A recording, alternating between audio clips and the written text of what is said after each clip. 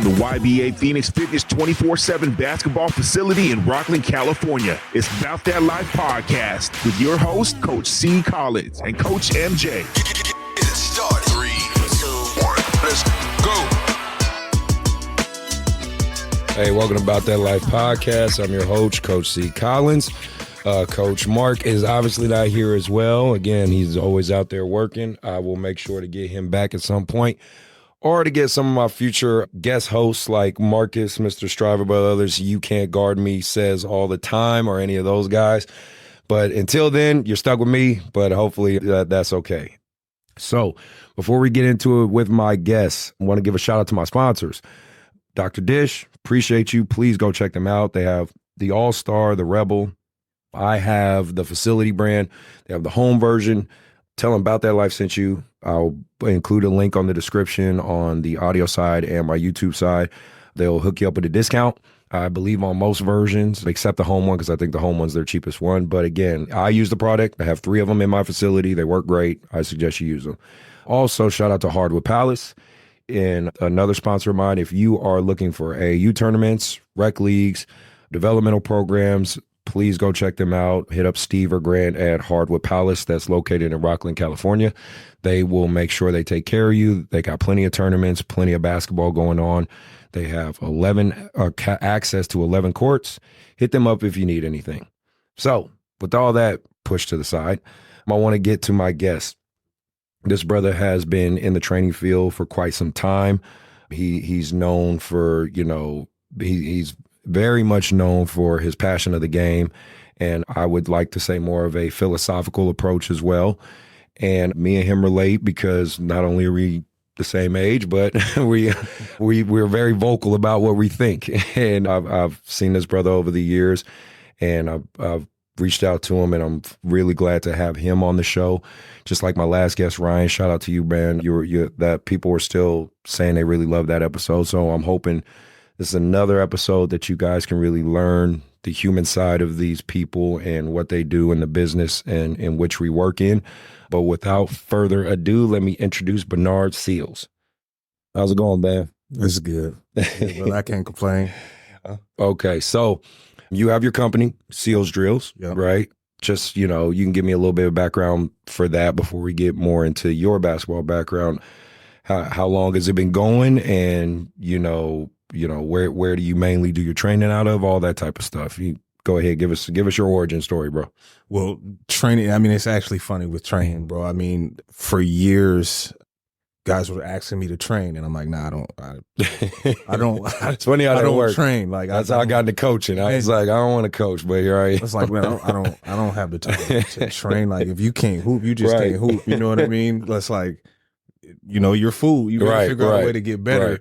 But it actually started, man. I ruptured my Achilles. I was trying to get back in shape. That happened to me too, bro. Oh, that's a terrible injury. Oh, bro. Ruptured the Achilles, and I just couldn't do nothing. You know what I mean? And so just sitting in the house one day, and I'm like, man, let me go to the gym. I went to the gym. Some guys were in there. I'm just dribbling, and so I just started to give them advice. Yeah. You know what I mean? Mm-hmm. And then the next day they came back. It was like, man, the advice you gave me, it really worked. It helped. And then a good friend of mine, Dennis Bruner, he's actually been training for a while. Yeah. He had his own facility and everything else. And so he's always asked me, man, come train. I'm telling you, you'll be good at it. You'll be able to. And so I finally went, and it just started. It started there. I had a client named Caden Silva who trusted me. He came. Yeah. We started to work, and it grew from there. Like, it just all grew from there. And I just used the experience I had from playing because in all reality, bro, we were trainers when we were playing. You grab your boy, you rebound for me. Right. 5 spots we shooting, or we breaking down whatever we trying to do and get better at. You training. Right. You know what I mean? Yeah. And without overthinking things, I took the experience from playing and it just took off from there. Nice. And no, you really, I see it on your social media all the time. And for those listening, obviously you guys know I'll link his social media stuff, so please go follow him. But, you got great catchphrases and slogans and all. You've marketed yourself well. You really marketed and branding yourself well. Has that been kind of just a natural evolution, piece by piece by piece, and you just kind of picking up and learning along the way? Just getting more comfortable. Okay. You know what I mean? Just being able to see other guys that are in the business and other guys on the internet itself, and they're able to be themselves. You know what I mean? You don't have to act like you're at work all the time. You know what I mean? You don't have to talk a certain way or carry yourself a certain way. You still have to be a professional, of course, but like allow your personality to show. You know what I mean? Be able to be yourself. And I'm a pretty witty guy. So, that's true. So that's where a lot of that stuff comes from. You know what I mean? I try not to take it too serious. And, and the kids actually, like the kids and the young men, the young women, they actually relate to that a lot more. You know what I mean? Showing that I'm being myself, showing the vulnerability, coming up with some catchy stuff that actually translates. Right. Take it and they run with it. So. No, that's what's up. Like, well, before we talk more on the business side, I always ask my guests, tell us about your basketball resume and journey. Like I said, if you had an AAU program or, a couple that you were affiliated with, you can mention those or talk about high school, college, whatever. But, you feel free to give us your basketball story. Man, basketball, started at an early age for me, 3rd grade. But unlike most other cats, man, I never played AAU. Okay. I had 1 year playing for a church league. Okay. And it was called the Beacons in South Sacramento. If you're from South Sacramento, you've been at the church, you've been a part of the Beacons, you know what I mean? It's sort of like it was a Salvation Army, but in the South area, We all have places we started like that. Mine was YMCA. Okay. And yeah, man, the Beacons was the only place I've ever played as far as, technically saying AAU, because we did play tournaments and things like that. Right. We traveled my 8th grade going into freshman year, we traveled across country in a van. Nice. Played at different churches. Okay. Went to New York and then came back. Oh, wow. But other than that, man, like the politics was crazy, man. Like, around the time I was playing, I'm not going to get into teams and this, that, and the third. But man, it's like if you didn't have a certain name or you couldn't necessarily afford it at that time, it was like there was no opportunity. Yeah. So for me coming up, man, a lot of those summers were just spent, you play your high school summer league ball, but just in the lab, you know what I mean? Playing street ball, playing at the gym, watching. Back then we watched film you could record, catch the old games, record it on the VCR, go back, watch it, study the movements, and just be outside trying to do whatever move it is that I seen and whatever movements Mike was making back then, Penny was making back then. Just live on the basketball court. You know what I mean? Right. Played middle school at Samuel Jackman, played at Valley High School. Okay. Came up the ranks. I mean, a lot of these kids, like I stayed away when I finished college ball, bro. I kind of left the game alone. So this last 5 years has been the first 5 years back in basketball. So everything for me is like, I'm learning. Right. I know what I know, but I'm still learning this new culture right now. It is different. It's definitely different. And so the whole, I didn't make varsity and they're freshmen or they're sophomores. I'm like, okay. Like, you know what I mean? That's not the end of the world, bro. Did you make the team? Right. Okay. You made JV as a freshman. Hey, that's great. That's an accomplishment. Yeah. Okay. Now, if you have to play freshman as a freshman, bro, that's your age group. Right. Yeah. You made the team. It is what it is. Just you have something to work towards. You have some skill set stuff that may needs to be improved. Maybe your size, you need to get taller, maybe need to get stronger. Like a lot of these kids think they fail because they don't play varsity. And it's like, that's not. No. If that was the case, there would be no freshman basketball. There would be no JV basketball. It would only be varsity basketball. Right. That's not so that threw me for a loop when I first started to come back into the game. But played freshman basketball, Valley High School, man. JV basketball, 2 years varsity. Okay. So Optimist team around that time, all league. We went to the playoffs my junior year, hit Arco. That's how old it is. I remember Arco days. Arco days.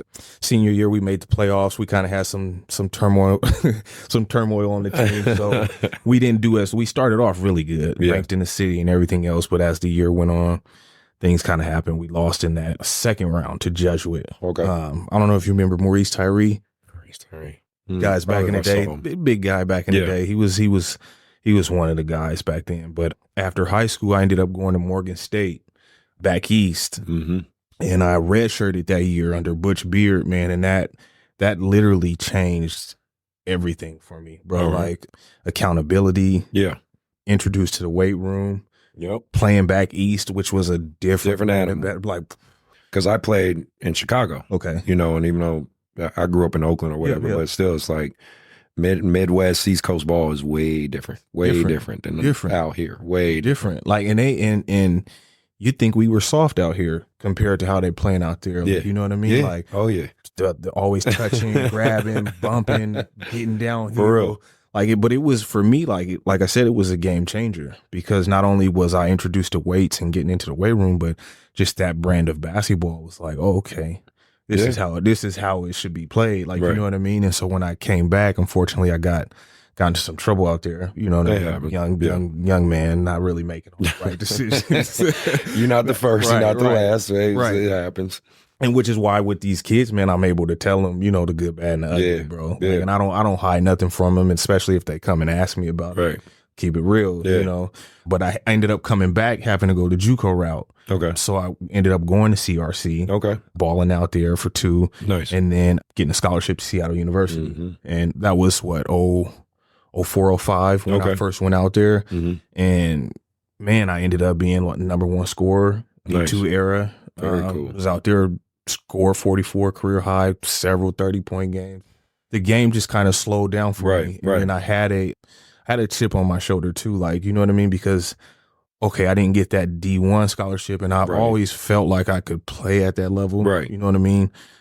And so I had a chip on my shoulder, like, bro, I'm here to prove who I am, and that I sounds like play you did. this game. Oh no, yeah, 100%, and that's the mindset that I try to explain to these guys. Man, it's like, you got to believe in yourself, bro. You have to, one, put the work in. Like, nobody can force you to put the work in. You're not gonna get better if you're not working. If you're a hooper or a basketball player, I should be able to find you in everywhere that hoopers and basketball players are. Yep. The gym, the weight room, somewhere playing pickup ball. Yep. You know what I mean? Yeah. And that's your culture. That's who you are. Right. A lot of these kids try to shortcut it and not put the work in and just practice. Like, that's going to get them there. There's an analogy I use all the time, and I took this from, I think it was Simon Sinek or some.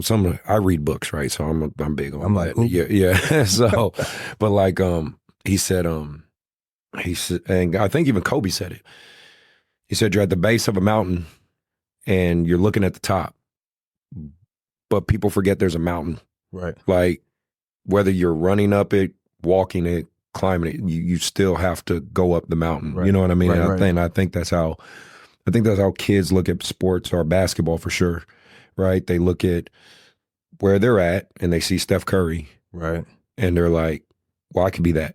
But they're forgetting, like, there was a lot that man had to climb to get to that. You know what I'm saying? And that's kind of just, I think that's the culture we fight nowadays. You know what I mean? Like that instant gratification. Instant gratification. Just building on what you're saying. Like, that's just kind of what I see it as. No, definitely. I call it the microwave culture. Yeah. You know what I mean? We kind of grew up and played in off the stove. Yeah. You had to cook it up. You had to take street your time ball in the kitchen. A lot of street ball, a lot of concrete. Yes. Playing with older guys. Yeah. You know what I mean? Going to the park, not necessarily getting picked up. Yeah. You know what I mean? Having to wait 4 or 5 games to get picked up. Guys literally looking you off, passing you the ball. Right, you know what I mean? Like, you had to deal with it and fight through it. Man, what? And then go back to that same park and you know, prove yourself day after day. Yeah. You might have one good day, and then now that you had a good day, when you come back, they're like, oh yeah, I remember. Yeah, come on, run with us. Yeah. And then that's how you get your stripes, and then that's how you build on your confidence, and that's how your game grows. 100%. Nowadays, it's like, I don't know, man. I see these like open runs and things like that, and everybody's just buddy and being cool and all. Right, I'm not a fan of that either, bro. Right, and they play their competition. Right. And it's like, this is an opportunity for you to kind of establish yourself and let these dudes know you can't mess with them. Yes.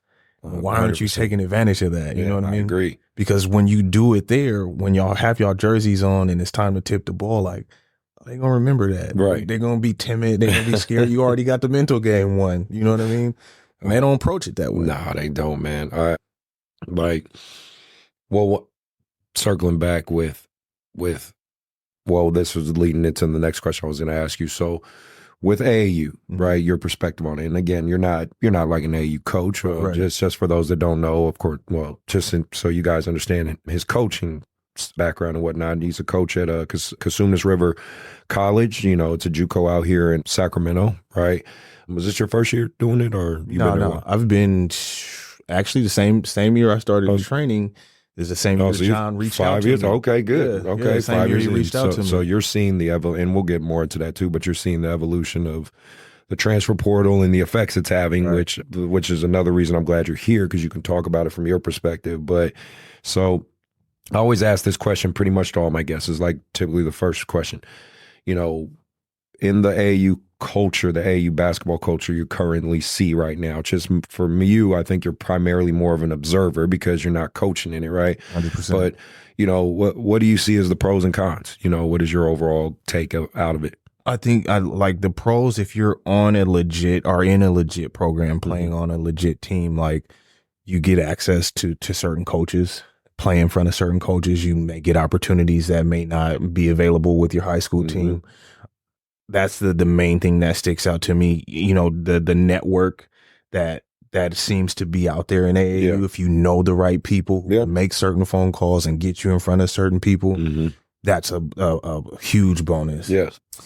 The cons, I think there's honestly, like for me, there's more cons than pros. Okay. And I could be wrong, obviously. You know, Yeah. it's Like I my said, opinion. but it's your. But like, there's no development because it's win. You know what I mean? Like, so I'll watch a kid who struggles in one area during the high school season, and I'm like, bro, you probably want to get in the lab and just really work on your game and improve your game. But they'll jump right into AAU, and it's right back to practicing games all weekend. Oh, I'm too tired to train. I'm too tired to go work. And it's not like come train with me. That's not even what I'm saying. You're you know what I mean? Put in You some work. still have to go put some work in the lab. You still, like, you have flaws. Yeah. You know what I mean? And you're not even addressing the flaws that you have now. You're expecting this AAU run is going to hide those flaws or make those flaws disappear. And it's just Not not. how that works. Not how that works. And from what I'm able to see, and I'm not going to say every single program, but a lot of these programs don't have the staff to develop or the time to develop, because if they're running multiple teams and they have, you know what I mean, and they have multiple responsibilities, bro, they won't have the time to break everything down. And I don't think, and also to take it a step further, a lot of programs and I'm just the local area, a lot of the programs, I don't feel like they deal with the high school coaches. That's true. I agree. Because the high school coaches are going to be able to give them information on you know, what this player may need to improve. And then, you know, I'm hoping they would take that and try to implement it. And I think trainers the same way. The trainers don't tap in with the coaches, or the trainers take offense to high school coaches, you know, giving them some advice, which is weird. I think it's a weird divide. And I've talked about that on this show, and, you know, you can give me your 2 cents on that one too. But it does seem like there's a weird silent war between trainers, coaches, high school coaches, AAU coaches. It's a weird silent war, you know, and I don't participate in it, honestly. Like, I have great relationships with a lot of high school coaches, but again, maybe it's just unique to me. I'm just the type, you know, I don't mind reaching out. That's why you're here on the show. I reached out to you, you know what I mean? Like, I don't mind trying to extend the olive branch to people. I don't have that type of ego, you know? So like, on my set, just for example, my 17U, like I said, played today. I got a kid from Cosumnes Oaks. We already talked about Kendall. Yeah. I got a kid named CJ. He goes to a private small school. Just happened to come my trial. Kid's great stud. I got kids from Grant. So me and Denard have always had a good relationship. I got a kid from Indercom. Yeah. Me and Mike Holloway have a great relationship. Yeah. Clark from Ponderosa sent me kids, like, but again, I talk to these guys. We talk on a first name basis. I'll sit on the phone with them, talk basketball for hours, and just, you know, I'm congratulating these guys when they're doing well in playoffs, and I genuinely consider them friends. You know what I'm saying? Right. But again, I know a lot of that sparked because I reached out to them, and it's because I just wanted them to know, like, look, tell me what you want me to work on. Your kids here. I'll tell you what I see. I'll tell you what we've been working on, and hopefully it comes back to you better, right? I don't know if a lot of AU programs do that, but again, I just know that's something I do. But it is some weird, like, war going on sometimes between the three chapters, if you want to call it. I mean, it's, for me, I think it's like it's an ego thing, man, because I'm like I'm in a different type of space because I do personal training. Yeah. I coach at a JUCO level, which requires me to recruit on top of everything. Yes. And so, like, for instance, and again, when I reach out to guys, it's funny because I'll reach out to local trainers who I'm like, oh, okay, this kid works out with such and such. Right. And so I'll reach out to the trainer and like instantly it's like an ice wall. Like I'm trying to poach their client or something. And it's like, but as player development trainers, bro, you're supposed to be the point of contact where I can, reach out. Hey, how's this kid? What does he struggle with? Or how do you feel?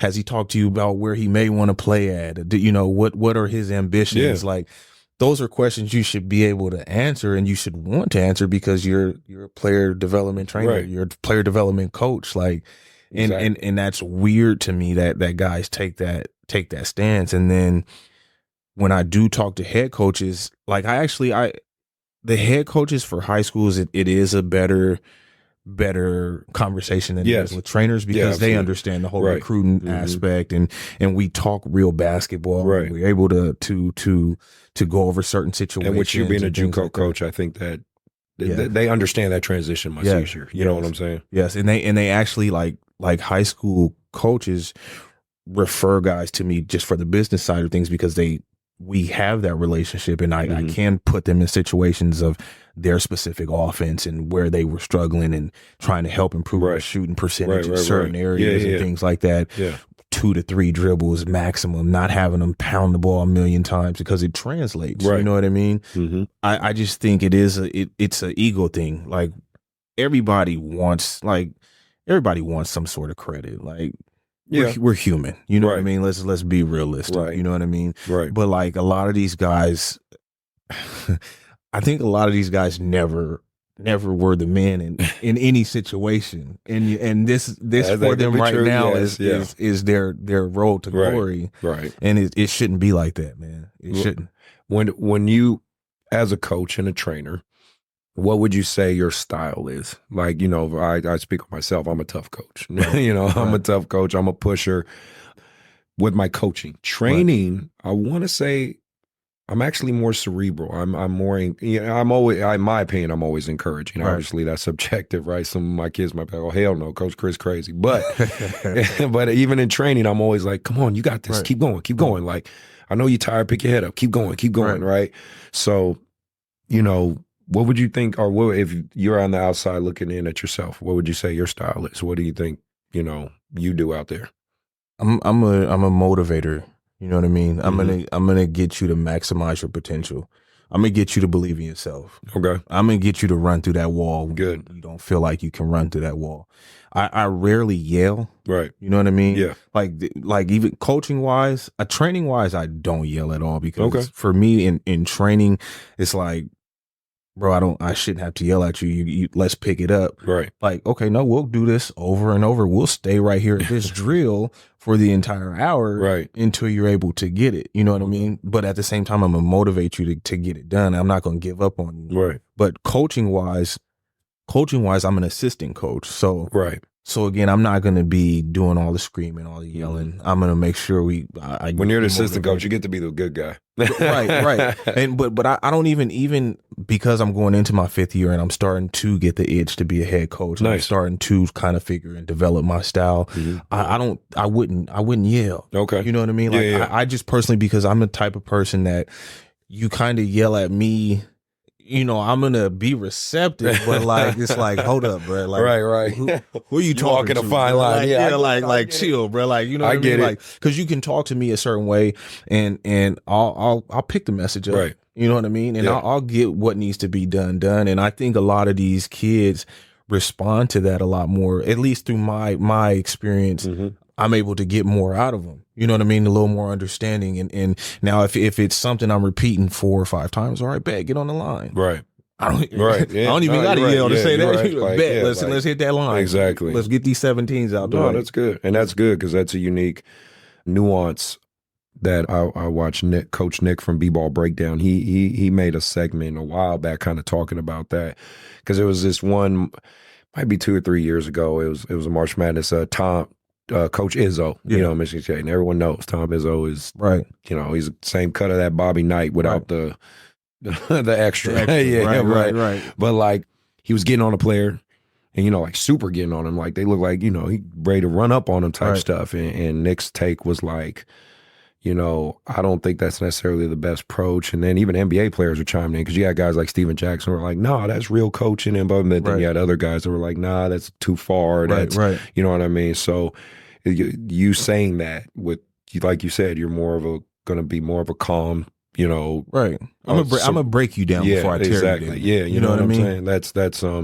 That's a good nuance. You know what I mean? Because I would say for me, yeah, I'm more of I'm a Tom Izzo-ish type. I don't think I go that far, but Right. you know, yeah, I'm the type of guy, I'm trying to light a fire under you, right? So, and each coaching style I think is needed and is valid. You know what I'm saying? Like, My thing is you can be tough. Like that first year at Morgan State, I played for Butch Beard. yeah, Like, and bro was a monster. Like, you know what I mean? Like, he literally, like, the way that I got put in the weight room, bro, he called me out in front of everybody. Man, take your skinny ass and go get in that weight room. You know what I mean? Right. It's like, nah, coach, I got it. Like, Right. if you don't take your skinny ass in that weight room right now, but Well, like you said, but change your violent, life. yeah, but changed it. You know what I Yeah. mean? So I'm not saying that approach is wrong. It's not. It wouldn't be my approach, but like, as long as you're building the guys back up and not just breaking them down completely, because some I've seen guys just get broken down, bro.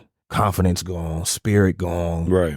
and just gone. Yeah. You know what I mean? And it's like, I think we should never do that, like tearing them down, because you can't put that back together. If you break it down, Yeah, you're right. you can always build that back up. You know what I mean? No, I know 100% what you mean. So then we can go, that's one we'll segue into. So with the college portal, and I did a video on this that went, I guess, in my opinion, semi-viral, but I know I'm not the only one saying it. You know, there's a lot of people being more vocal, you know, holding their phones and just saying stuff. And then, Right. and I like it. I like this age in which we live in where people could give their opinions. Now, do I agree with every opinion? Hell no. But I don't mind people having one, right? Right. But I overall said, you know, the new D1 is going to be like, you know, D2 and JUCO basically, because it's for high school kids, and this namely for high school kids, right? It's just, it's so hard as a high school kid to really get to that D1 level right off the bat, because it's like you said, we're in a microwave culture where things got to happen now. Right. They got to happen now. We can't wait. Right. We can't wait 2, 3, 4 years and hope. Right. Hey, you work out, and it's not that. Those coaches get fired. Yeah. Right. They have families that It's just rely on that not. paycheck. Shout out to Coach Hendricks, you know, Damani Hendricks at San Jose. Like we were on my Instagram Live talking about it. He was like, yeah, I'm looking at a portal kid first. I have to. I just did to keep my job. Like, you know, for us to have a job. And so I'm just saying, for you at the JC level, are you seeing, like, because I want to say, because of like when you played at Casunas, I was here at that time. So I know I had to have seen you play at that time. But at that time, there was some really good JUCO teams. You know, you had, you know, Boubion and AR. AR, and who was I forgetting at Sac City at that same time? Victor Nance. Yeah, was over exactly. there. Like, Victor Nance you have was there. some really, really talented guys. And it was really competitive. You know, even before Boubion, it was Palmer. Yeah. And it's like, I feel like JUCO's going back to that to a degree. You know what I mean? Is it kind of looking like that on your end? Or what's your take with the transfer portal and all that stuff? So the transfer portal, for me, in my opinion, has brought some sense of reality back to some of these parents, these players. Okay. Because 3-4 years ago, well, even when I started 5 years ago, I would recruit certain kids and they're like, no, I'm going D1.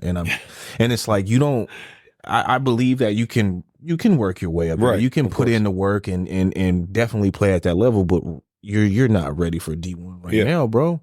You don't even put in enough work to I don't think that you're going to do the that. kids realize the difference in the bodies. You know what I mean? I always challenge a kid, go to these levels you think you can play at. Right. Like, we have a D1 not too far from here. It's called Sac State. Right, go right, to a game, right, right? Right. We have a D2 now down the street with William Jessup. Right. Like, go to a JUCO game, go to a D1 game, go to a D3 game, like, and you really honestly tell me if you think your Right. body is up to par like that. Be better students. That's part of it. They weren't even being realistic students of Yeah. the game. You know what I mean? I remember watching varsity being like, damn, can I Yeah. play varsity? Like, Right. you know what I mean? Like, I'm gonna have to get a lot better. And again, the transfer portal to me just brought a reality like, you're not ready for that, bro. Mhm. Like, now it may be because of how recruiting is going to go, but realistically, now those coaches are really, they don't have to take a chance on you. No, they don't.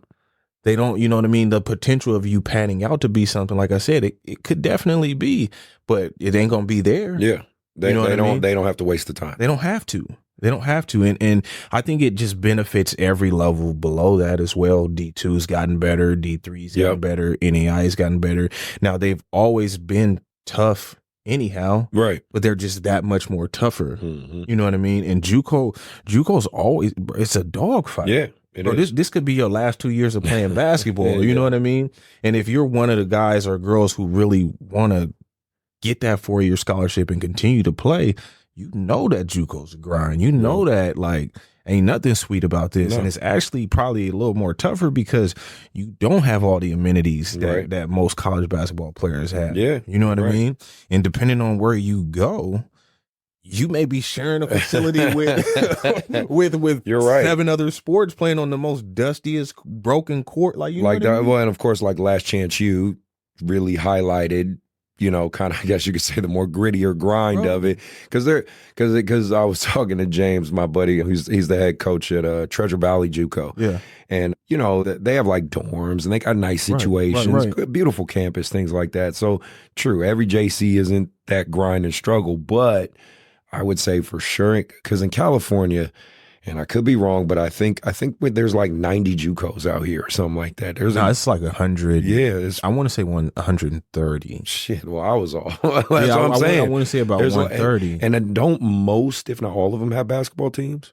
yeah. Yeah, Oh, like most of them yeah. have, and so that's why I'm like, you know, and I try to, and I don't think people realize outside of California how big California is. No, yeah. You know what I mean? Right. Like, and I'm trying to tell the kids, realistically, most of you guys, especially if you're a California kid, most of the time you're going to play college out here anyway, right? Right. So, you know, understand, like, you need to go to these games. You need to see it. You know, go to, Right. in our area, we're lucky enough to have 6 JUCOs in the vicinity, Right. right? Right. And I think that's a very unique thing to Right. where we live, right? Right.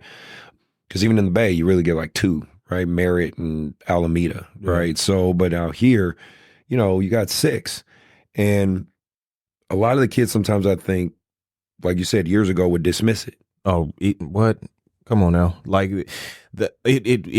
what was funny to me, and it's like, again, being a trainer, coach, and still a hooper, Yeah. you know, even at this age, Right. that never leaves. Right, You of know what I course, mean? yeah. Especially if you can still do Old- it to old some man level. hoop, old man Right, hoop. right. Come on now. The ball gets out there, we finna play. Right. You know, at least one game. You know what I mean? But like, even if I put my I would have to. I looked at kids from the hooper mindset, and like I didn't tell them this, but I would think, and I'm just like, bro, you're not that good. Right. Like, you would have problems with me right now. So what do you think you're going to run into, you know, when you run into this other 18, 19, Right. 20-year-old or 26-year-old at the Who's a JUCO stud. level, right? And who's hungry and who wants it, who athletically can still compete at that level. Like, bro, this ain't no game. Like, Right. you know what I mean? This ain't finna just happen like that. Like, and they thought it would. Like, it was so funny how they would frown at it, you know, and then as years go on and kind of seeing some of the guys and you know, they're like, man, Like you said, and humble himself. yeah, like, man, Seals, you kept it real. And like, that's what I pride myself on, bro, like keeping it real, because I've been a hooper that's been kind of told something that Yeah. didn't come to fruition. Right. You know what I mean? And so like, when I'm recruiting or if I'm training, like, bro, I'm being 100% honest. And even when I'm saying I believe you can do this, I believe I'm being honest. You know what I mean? Like, I'm not gonna say something that I don't believe. Right. You know what I mean?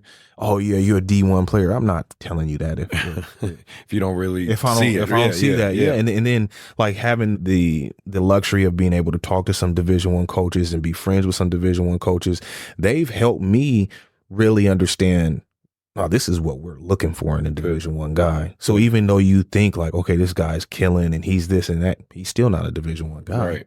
You know what I mean? And that's another reality that like kids need to understand. Yeah. Like, it's a different brand of basketball being played at that level, man. When you talk to, like I said, because of course you're gonna have relationships with those coaches, when you're talking to those D1 coaches, D2, the things like that, what would you say are like the top 2 or 3 things they're always looking for? I guess outside of grades. I know grades is always one that's picked up, sure. but outside of grades. Grades and being a good person. Okay. Right? Being a good person, but their motor, their basketball IQ, Okay. and then just their ability to produce. Okay. With and without the ball. Right. You know what I mean? With and without the ball, because you may be trying to get to that level and the ball's not going to always be in your hands. You're right. You know what I mean? You're you right. may be coming off the bench. You may only be playing 13 minutes a game, 14 minutes a game. How are you going to produce in that 13 to 14 minutes? I tell my kids that when I coach, I talk efficiency. I'm always talking efficiency. I'm like, you play for me, you're going to play. I tell the kids, I don't have decorations on my bench. Like, you're going to play. Right. But whether you play, if it's 40 minutes in a game, like whether you play, 31 minutes or you play 17 minutes or you play 6 minutes, like gauge your efficiency in that time. Right. Don't just fixate on the amount of time, because you never know when it's going to be your day to run 30 minutes. And you never know when it's going to be your day to run 10 minutes and your day to run 6 minutes. It's always a fluid thing that's shifting. Right. But again, I'm lucky enough, I get the kids young and early. I get the parents and I can have these conversations. Unfortunately, like we said, there's only so many kids I'm going to be able to reach. Right. So, and some don't agree with me, right? They go, oh, you just a hater, and then they leave, bounce to these other programs, whatever the case may be. It's just part of the package. With in the training side, do you think at times, because again, I train as well, right? Right. This is my approach when I do my training. I try to split it, by like 15, 20 minute segments, and what I mean like that. And then so we always start out with our ball handling warm-ups, work up a sweat, get them dribbling the ball, right? And then from there, we do what I call my burst drills, where we do a lot of dribbling, attacking the basket, dribbling, get shots up. Where they're doing a couple series of moves, but they're choosing the shot. They're getting fluid with it. From there, I would say the next 10 to 15 minutes are typically game scenario drills, where I'm having them do V-cuts and then attack the basket, or a V-cut catch and shoot, or a pick and roll, pass it, cut somewhere, relocate, catch the ball, those type of things. Then 10, 15 minutes, like I'll take them to the plyo room, or we're working ladder drills, speed, agility, maybe some type of defensive work. Then from there, like finishing, things like that. And then typically some live stuff, whether it be 1-on-1, 3-on-3, 2-on-2, whatever. I know someone talked about this. I can't remember what Instagram reel, it just popped up, but I found it as an interesting question. I was curious your take. They were saying, in a lot of training nowadays, the kids just have the ball for the entire hour. They're just doing too much like in my bag work. Right. Do you kind of see that as a trend, or do you see it's more balanced? I'm just curious your perspective on it. No, yeah, I definitely see that. A lot of the stuff that they're teaching is isolation. You know what I mean? Breakdown, which I think you have to teach that as well. But like for me, like I always say, real basketball. Yeah. Real basketball is back in style. Like I'm starting to notice a lot of people teaching the other things, coming off of screens, moving without the ball, setting screens, you know what I mean? Coming off a pin down, going off the V cuts. Yeah. And so I incorporate that. Now, like we'll definitely get in our bag at times, but even when we're getting in our bag, there's no wasted dribbles. Yeah, we're not taking 7 dribbles in one spot to set up a move because that's not realistic. Right. You know what I mean? You'll mess around and get parked doing that. Yeah, you know what I mean? You'll be sitting down and you're like, wait, no, this is what I work on, and coach is like, nah, the ball's stuck in your hands. Like we ain't even getting no movement, and you're in the same spot. Like, you got to sit down, bro. You're not creating for me. You're not doing anything. And the main thing for me is just real basketball stuff that's going to translate. Attacking downhill, attacking spaces, getting to areas, you know what I mean? Where, like, let's just say, for instance, we'll warm up. We'll do our initial warm up. Then we'll do some ball handling stuff. And the ball handling stuff in the warm up that I'll incorporate is going to be what we're going to go into during the training. Right. So it's like building on it's itself. building on it, right. Yeah. And those that whatever we're building on will be in different areas of the court. Okay. Right. And out of that move or one move, two move, we'll get a counter, we'll get another counter. You know what I mean? And we'll figure out how to get into it in transition. Mm-hmm. So that way, what I hope and what I expect is when you get put in these situations during the game, the body just goes to autopilot. Okay. You know what I mean? Because it's reactionary. Right. Like, yeah, I'm going to say a tween at this cone behind the back here. But in the game, it's going to be reaction. You may go tween and you don't need to go behind the back. Right. We got a layup. Right. Or we go tween and we get to that spot. We got to our area of operation. We pull that jump shot. You know what I mean? And I just hope that the more consistency you have, the more you get put in those scenarios, it just turns into autopilot. No. You know what I mean? No, 100%. It's like I try to always break things down numerically, right? I'm an analytics guy. So I tell the kids, I say, listen, the biggest, and this is college basketball because it's on Synergy, right? I was talking to Ted about this and Brandon, but I got Coach Barnes at Bakersfield, but we were talking about the stuff. Just saying that, the highest percentage scoring, and this was in the NBA. We were looking up just the NBA stuff because obviously the kids want to mirror the NBA so much. The biggest percentage for all NBA teams to score was catch and shoot. Mm-hmm. That was the big, but like from the weakest team to the best team, that's the percent. So I tell the kids, if you really at least want to get at least the cornerstone of like what could a college potentially need me to do to score, I say be great at catch and shooting. Right. Like and that starts with and like just to kind of go piggyback off of that, like that goes with working on moving into certain windows. Yeah. Being ready to shoot the ball as that ball's being passed to you, being able to find laces without looking at it, finding the rim, all fluid motion to a jump shot, which in my training we definitely incorporate. You know what I mean? Because it's certain skill sets that will make you more valuable. Mm-hmm. You know what I mean? There's certain roles that'll make you more valuable. And like the group training is one thing, right? But when we get to our individual training, that's where a lot of that stuff gets incorporated because I'll know your offense. It's on you. Like I require you, like, bro, what offense do you run? Right. What areas do you frequent? You know what I mean? It's good. A lot of trainers give me don't ask. some film. Yeah. You know what I mean? Like, because it's my job to help you get better at that. Like, I'm not going to just put you in random situations that you're not even going to do right now during your high school season. Mm-hmm. The spring and summer, we'll add to our bag for sure. We'll go in different scenarios and situations. But during the season, you're coming to me for individuals during the season. It's to get you better for that season, for your team right now. You know what I mean? And I tell these dudes all the time, like, okay, you come to me once, twice. You should be doing this on your own. You can call your boy, you know what I mean? Your teammate, like this stuff that we're doing right now, you should be doing this on your own as well and adding to it. Yeah. But that's where they lack as students, and that's where I think improving their mentality as becoming better students, it has helped, like at least the guys that have come consistently to me, guys and girls that have come consistently to me, it's allowed them to make all league and improve their scoring average and their shooting percentages because I challenge you to be better, bro. Like, don't just watch highlights. Yeah, post your highlights for sure. Right. Live it up. You know what I mean? I'm not against. I'm not against. Enjoy the moment, yeah. of course. I'm not against none of that. Find the hardest track you feel. Put the music on there, bro. Have at it.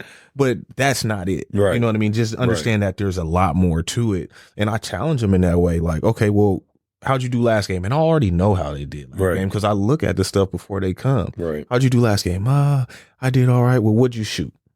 How you don't know? Right. So you're not paying that much attention to everything, you know what I mean? And when you start to challenge them that way, and some of them get it, some of them take a little longer to get it, but it helps them, man. Like I think that's ultimately should be our goal, is to help them become better students. And I think our age group, we were forced to be students of the game. You know what I mean? I still have an old VHS Pistol Pete tape. Come on, bro. I still have those type of things, man. That's at my mom's house. I still have those type of things. Bro, come on. And you go outside and you would do it. Like, you literally do it. You know what I mean? And like, I tell them all the time, like, they don't play enough. Yeah. Like, training's one thing. Like, training's cool. Right. Training's definitely going to help. And in y'all generation right now, you have access to a lot of guys who've done it. So that's a bonus. But that still doesn't take away from going to play. And just playing the game and learning and getting a feel for it. Come on, man. I would go work on something for a few hours, and I don't care who's at the gym. It could be the bums, the weak. All right, I'm finna get this off on them. Right. You know what I mean? Working on something out here. I'm working on something. So then when I play against guys who may have the same talent level or may have a higher skill set, I'm able to get my stuff off. Mm-hmm. I know my body. I know what I'm able to do. I know what I'm not able to do. A lot of them don't even know what they can and can't do. And like you said, well, it's, that's the argument that's going on right now. I shared that NBA video with the commissioners talking about the NBA is more focused on the youth side now. I think you've seen it too. Right. And that is kind of become the thing, like, because again, at this point, 30% of the league is import players, and you kind of seeing this trend of import players. I mean, who knows, 20, 30 years from now, they might be half of the league, right? Come on now. And we're the origin of basketball. Right. But the difference is in those other countries, they are more about practicing and doing the fundamental. They'll practice 5-6 days a week. Right. And only play 2 games, 1 game. That's what the fundamentals lack. Yeah. And again, we came up in the N1 mixtape era, so we was getting in our bag and everything else too, but like we knew the fundamentals. And the skill set is so much better. I'm a Michael Jordan fan. You call me an old head. I still don't care. He's better than LeBron. But no, I can look though at the body of work and acknowledge that these kids get their skill sets and their abilities so much quicker, so much better, so much faster. Right. But like you said, what I think is a lack of fundamentals and understanding of the game. Right. And I think it could be it's a combination of multiple things. I think it's AAU programs that aren't doing it right. I think it's parents that are looking for that instant gratification. They're just looking, they're trophy chasing, right? And I think, and the social media aspect, and that's a whole nother animal. But you're even right. trainers though.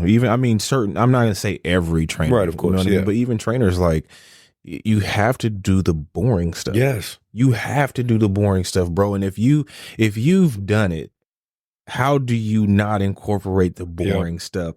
And the only way I say you don't incorporate it is when you're in it for the wrong reasons. Yes. When you're in it for the money, or you're in it for the fame, it's like you're gonna go with what's hot. You're gonna continue to go with what's hot and get away with it for as long as you can. But like when you really care about these kids getting better, you care about the game of basketball, you can't skip the fundamentals, bro. And it's the boring, and it's funny because we all preach this.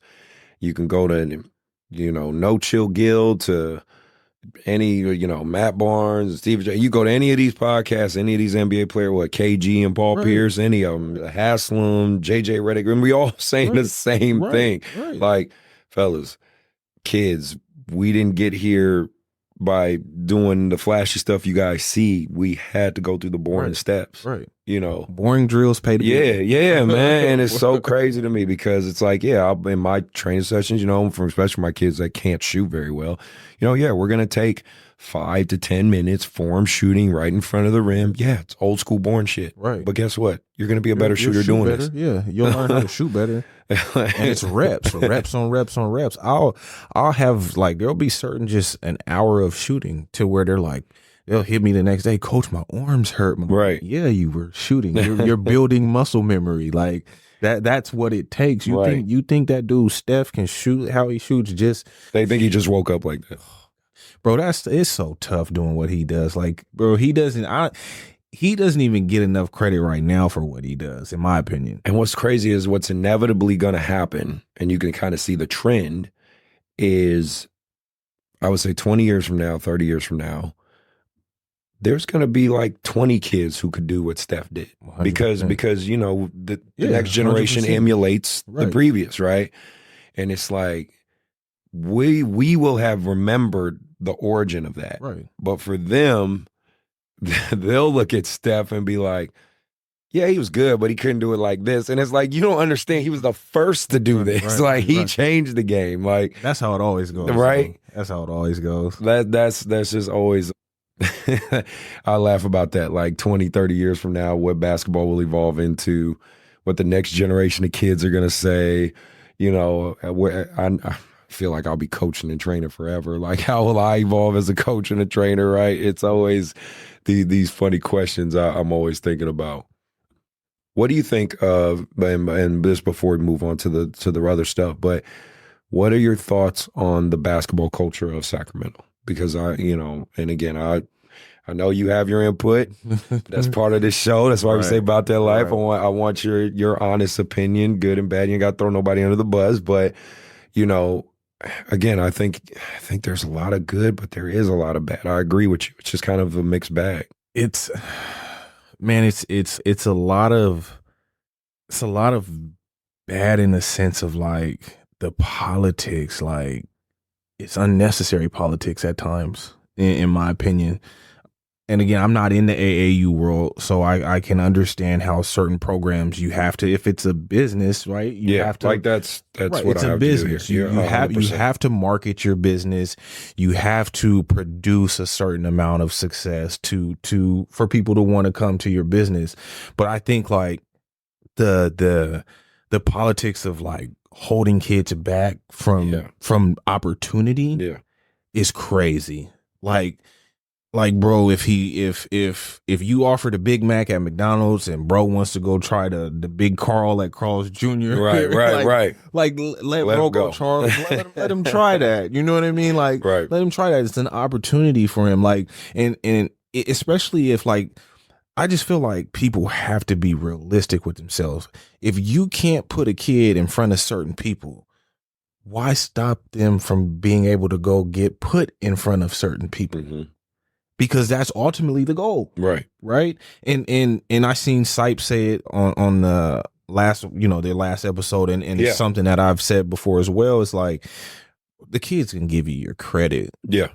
You know what I mean? And the individuals that follow basketball and follow talented kids or kids in their upbringing, they'll know where things originated, and who they played for. And it's just like, we don't have to beat our chest. We don't have to be front and center. You know what I mean? Like, it'll all come back to you. Yeah. It'll all come back to you, especially when you move in genuine, bro. Yes. Like, that's what I've experienced. Like, in word of mouth alone, like when you invest in these kids and you really help these kids, parents are going to tell other parents and hoopers are going to tell other hoopers, you know what I mean? And you'll continue to flourish, you know what I mean? Especially if you're genuine and you doing real basketball stuff. Now, if you're out here in a microwave culture and you being janky and that's going to catch up to you. Yeah, you're right. 100%. That's going to catch up to you. 100%. You know what I mean? Your program's going to have a bad name. Yeah. And I think it's bad in the Sacramento area with just chasing names, want to be attached to a name rather than really building it, helping build a kid who may not have that name, but the potential is there. Right. You know what I mean? Yeah. They'll toss that kid to the side for a name and fly a name in, but it's like, no, this kid's here working, wanting to get better, but we overlook it. Mm. We close the door on them. No, you can't play here. Yep. And it's like, why? I thought we're supposed to bring these kids in and build these kids up. Now, everybody ain't for everybody. No, true. You know what I mean? Everybody ain't for everybody. I'm realistic enough for that, but like, the politics is crazy in Sacramento, and it's been like that. I remember the politics being like that again, like I said, when I was younger. Right. You didn't have a certain name at that time. Who? What? Yeah. Oh, no. Yeah, they weren't giving you a shot. You don't even get the opportunity. At least give a kid an opportunity, you know what I mean, before you close the door on them. I guess to play devil's advocate on the other side is like, because I can only use my life as an example and things like that. It's like, there's kids I've coached since they were like 4th grade, 5th grade. Right. I can say one in particular. I mean, this ain't throwing him under the bus. It's just a good case in point example. Right. There's Eli Willis. He goes to Whitney High School. Mm-hmm. And there's Mark, who's at Rockland High. Okay. I coached Eli from, I want to say 5th grade until freshman year. Yeah. Right. So 5th, 6th grade. Yeah, until freshman year. So about at least 3-4 years invested working with this child. Was, I guess you could say, his first quote unquote elite coach, and introduced him to the higher level basketball, worked his way up. Now, he's arguably Whitney's best player, 6'5", 6'4", 6'5", super athletic kid, really, really strong athletic wing. Still has some of his flaws or whatnot, but it's clear he's going to play college in my opinion. Right. What's tough is, right, after freshman year, come back sophomore year, he just basically ghosts, right? Have a conversation with his mom after the fact, after he kind of ghosted me, and didn't necessarily like the way he left, right? And, I'm fine. It's not like I hold any ill will towards him or whatever, but, it does kind of suck sometimes to see like, and the thing was, it wasn't like he left and he went to like the Nike YBLs or because I'm on the Adidas circuit. It wasn't like he went to the Yellow Jackets, basically, which feels like an adjacent it's like you just went across the street, basically. Right. And on our side of it, on the side where it's like, man, you poured into this kid and stuff like that, it does suck. No, it does suck to 100%. You know what I'm saying? 100%. But Mark, on the other hand, he kind of told me ahead of time, had conversations with me prior to, said he was interested in playing for Jalen Green Elite, which is on the 3SB. They're obviously sponsored by an NBA player, so. And that's ultimately where he ended up. And I think this year now he's going to play for the Oakland Soldiers, the EYBL team. Okay, I get it. You know what I mean? Because I'm not at that stage. Like you just said, I'm not at this stage. But at least he gave me the courtesy to have conversations with me, to kind of talk to me, to tell me. He even texted me recently. He said, Coach, when I'm not playing with the Soldiers or them, I still would like to play for you in certain, games and stuff. And I said, yeah, but you still got to come to practice, right? There's things like that. I just use those two to illustrate, there's a right way and a wrong way, obviously. But, I still wish them both the best, and I hope everything great happens for him. And me and Eli are cool. There's no issue there or whatever. But did I, at the time, did it come across to me the right way? Of course not. You know what I'm saying? And that's where I say it's tough on the other side of it. You know what I mean? And see, I can see, I understand exactly what you're saying or how you would feel that type of way. But I think a lot of that, I can't remember which kid, but the kid that just ghosted you. And I'm not saying that this program did that or anything like that, but a lot of that be the politics where they're selling dreams. Right. I got this, I got that. Yeah. You got to do this. You got to, because I've asked people, hey, can you help a certain kid? And they told me flat out their mouth, they got to do everything I say.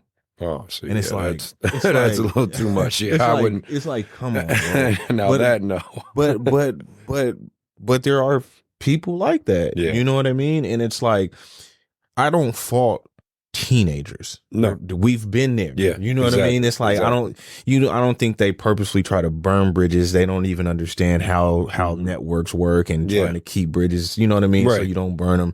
And I don't blame some of these parents either, because the parents be naive and they get sold dreams as well. Mm-hmm. And then the thing is like, yeah, y'all are in a tough world. Yes, you know what I'm saying. We are. We just are. It's tough because it's like you can invest all these years in a kid, and I think just having the courtesy of saying, "Hey, coach, I'm finna go try this out." Boom, boom. That's all I ask. Boom. That to me is 100, because any good coach or anybody who's for you is not gonna stop any opportunity. Right. Now, when you just bounce and I see you somewhere else, then it's like we're human. Right. We'll feel some type of way. Of like, you know what I mean? Like, what's up, bro? Like. How that doesn't, I can get that part of it, but I think a lot of that, when that happens, in just my opinion, I think they get sold dreams, man. You know what I mean? And I think that, and I'm not saying that this was your case, but they may be down talking you and pointing out all your flaws. You know what I mean? I am very transparent on the show, and I will say it. I know there's a lot of programs out there that down talk YBA. They down talk me personally. They say, Marcus jokes with me all the time. He's like, you want $2,500, $2,500. He jokes, but I'm like, y'all do the numbers. I'm the cheap end of high school YBA, or not YBA, AAU. I'm the cheap end, because take into account the pandemic, inflation, shit costs more. It just does. Officials want to be paid more. The people working the door want to be paid more. The scorekeepers want to be paid more. Where do y'all think that money comes from? Right. The revenue that's pulled in from you parents paying for your kid to play, right? And I budgeted to where I'm on the lower end, right? Right. Because I understand that I'm dealing with working class families, and I want to give them a service that could potentially help their kid pay for higher education, right? And just and let them enjoy their dream, because me and you both know basketball relates to life, right? It just 100%. does. It helps us. It's helped us be the man and shape the men we are today.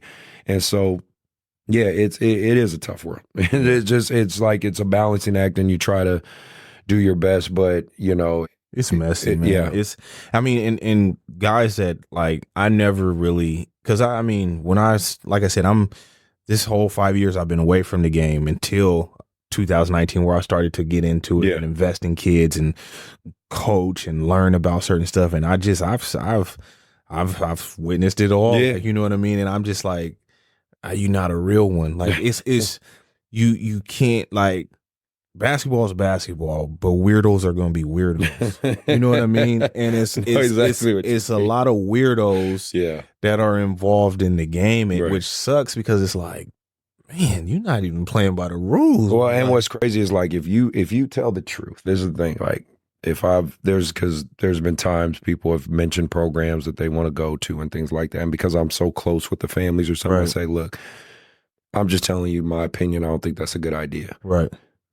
Then it's like you're flipped as like you're hating. Yeah, you're hating. And I'm like, I'm just telling you this because I love you. Like, I watch you grow up. I just don't think this is a good idea. Right. But if you want to try it, I hope it works out for you. Yeah. But other programs will flip that, like, oh, he just hating on you. He just want to hold you back. He just wants to. And I really make it a must to not badmouth programs. I don't badmouth programs. I say, listen, I don't know what they do. I tell them I can only go off what I see on social media or something. Right. Looks like, Rose City's on the Puma circuit. It looks like Clutch Elite's on the Puma circuit. Control Chaos is on the Gold circuit. And that's all I know. Like, that's really all I, to a degree, know. I say, but, I know, looking at their schedule, hey, they're doing a lot of flying to the Midwest. So you better be ready to get some plane tickets. Like, you know what I mean? Like, that's all I can tell you. It's the truth. So I tell them, people ask me, oh, well, why'd you go with Adidas? All the tournaments in California. Right. That's it. That's really was the biggest pull for me, is all the tournaments in California, with the exception of Rock Hill in July, South Carolina. So, and in my opinion, most California kids are going to go to college in California, especially JUCO. Right. So to me, it was just a no-brainer to say, okay, why don't I have them at the events where they're most likely going to go to school? And you get the gear and all that good stuff. The kids love the shoes, the Hardens, all that, cool. But it's like, I don't speak on other programs. You know what I mean? It's just not my place. You know what I mean? And I know, well, like I said, for you being in the training world, I know. I learned about that early. Yeah. Like, I learned about that early. Like it's one thing to be an active hooper and compete. That's different. Yeah. So you ask me about a player, he's weak. You know what I mean? Yeah, but that's basketball. That's basketball. You know what I mean? Yeah. I never understood tearing down another trainer to a kid. Yeah. Now, there's some bums training. Like, you know what I mean? There's some bums training, and they're teaching nonsense, but I'll never say that. Right. You know what I mean? I'll never hate on them. It's professional etiquette. Right. Because they're teaching what they feel. And if you feel that works for you, okay, cool. Like, my thing is, like, I always tell people this. I don't care who you go to, right? Just one, don't build bad habits, and understand what's real basketball. And that still challenges you to be a better student. Right. You know what I mean? To be like, nah, bro, I'm not doing this. Like, you know what I mean? This ain't going to get me nowhere. This ain't helping me do nothing. Right. And so then, boom, you may need to go somewhere else. Because I'm realistic, especially with me. Like, a lot of the kids that come with me, like, if you look, I don't have a million clients because I'm not a full-time trainer. Yeah. And then on top of that, I coach. So when we're in season, we got practice. I got my own guys I got to do player development for. So we may just go on Sundays. You know what I mean? And so, you may need to go get some work with somebody else, but make sure you understand what real basketball is. Yeah. You know what I mean? And parents ask me all the time, like, what do you think about such and such? Who? Yeah, even if I know them, I act like I don't know. Right. Yeah. I don't know. Right. Because I've been in a situation where I've said something and it wasn't even what I meant, and it just was like, oh my god, better just like, whoa, just stay out of it. Like whoa, like Ted says, he said, be Switzerland, just sit in your corner and just be cool with everybody. Bro, I think after my second year of training, maybe my third year of training, like because parents are the problem too. Mm-hmm. Parents may not like what they got over there and come and try to talk about that trainer. And it's like, hey, bro, I don't gossip. Right. I don't really, to keep it a buck with you, I don't even really care. Right. You know, and sometimes they're like, dang, you're an asshole. It's like, no, I'm just here to do my job. Like, nah, bro, I don't want no parts in none of that, bro. Right. Like, I don't care who he used to be with. Oh, he's coming to you now. He used to be with and all right, bet, cool. I'm finna go back to training. You know what I mean? Like, I'm finna go back to training. If we rocking, we locked in. Right, I'm invested. Hopefully y'all invested. That's it. I could care less about who or where he was at. Right. You know what I mean? Or why you left and why.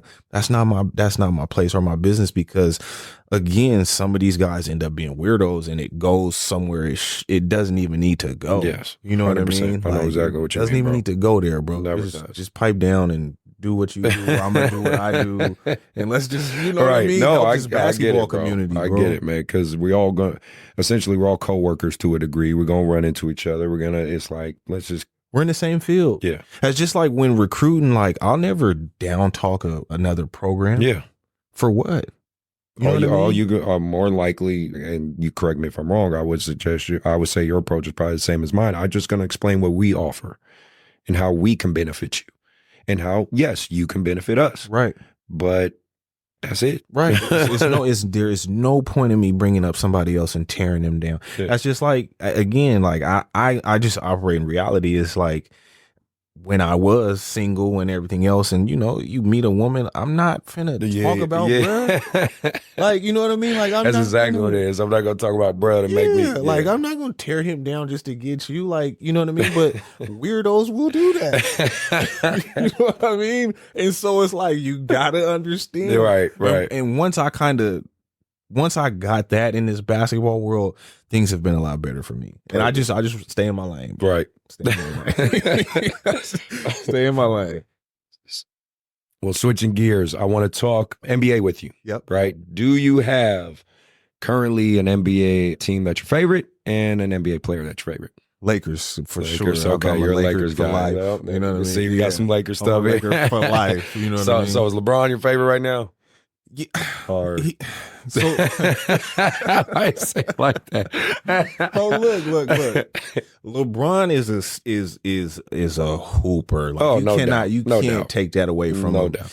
But like I'm a Kobe guy to the core. And just like, so when LeBron's not on your team, you can say all the stuff that's like, man, like, you know, that's true. But when he's on your team, like, he makes me mad at times, bro. I just, you know what I mean? He makes me mad at times, but he does play basketball the right way, He does. He absolutely does. He's you can't deny his talent, whether you got him number 1, number 2, number 3. He's on the Mount Rushmore. There's no man. doubt. He's a boy. He's a boy for sure, but it's just certain qualities that me as a fan, me as a hooper, that I kind of relate or want more out of my number 1 guy. You know what I mean? Yeah. And it's nothing. It's no knock on LeBron, but yeah, you know, he stresses me out. He for sure stresses me out. On the funny side of it, talking NBA, have you seen the guy? I feel like this dude is going super viral. The we done with the 90s. Yeah, we done with the 80s. Yeah, I've seen that. What do you think of that overall, man? That dude's it's hilarious. It's super funny. Like, it's super funny. You can't. I mean, my bad. No, it's super funny, but like, hey, man, like, even look at the Jordan tapes he finds. Right. He's like, you ain't got no left, Jordan. No left.